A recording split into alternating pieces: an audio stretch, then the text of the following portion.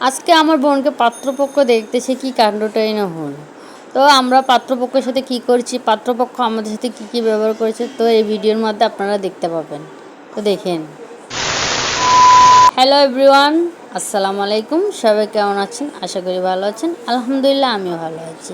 তো আজকে আমাদের ঘরে মেহমান আসবে। আমার আম্মু ছোটোখাটো একটা আয়োজন করেছে।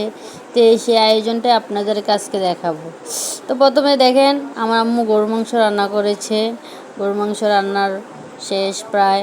গরু মাংস রান্না করে এখন আমার আম্মু রান্না করবে মুরগির মাংস। তো মুরগির মাংস দেখেন রান্না করতেছে আমার আম্মু।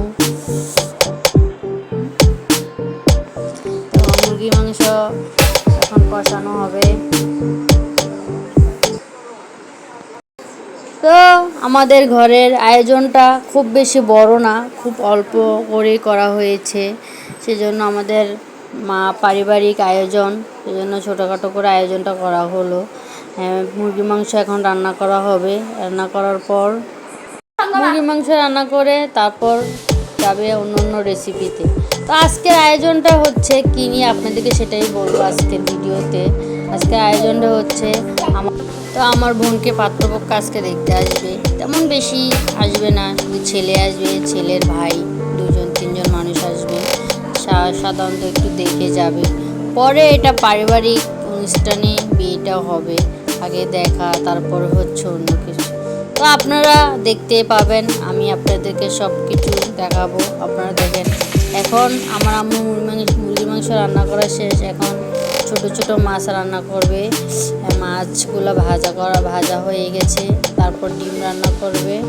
দেখেন ডিমগুলো একটু হালকা করে ভেজে নিয়েছে, কারণ ডিম সব কিছুতেই ভালো লাগে।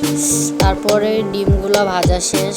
তারপরে দেখেন আমার আম্মু ভর্তা বানিয়েছে, মাছের ভর্তা, মাছ দিয়ে।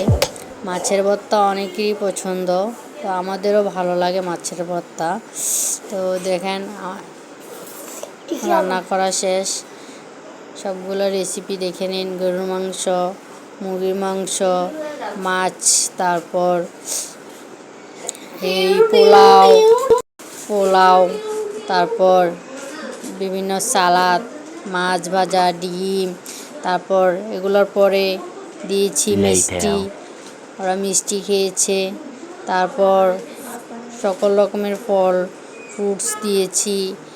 এগুলো দেওয়ার পর অবশ্য চা তো সবাই ভালোবাসে, চাও দিয়েছি আমরা। সবাই চা খাওয়ার পরে আমাদের চায়ের অনেক প্রশংসাই করেছে, কারণ আমরা চা খুব ভালো বানাই। তো আপনারা বলবেন না আবার এটা যে নিজের প্রশংসা নিজে করছে, আসলে না, সবাই আমাদের প্রশংসা করে চায়ের।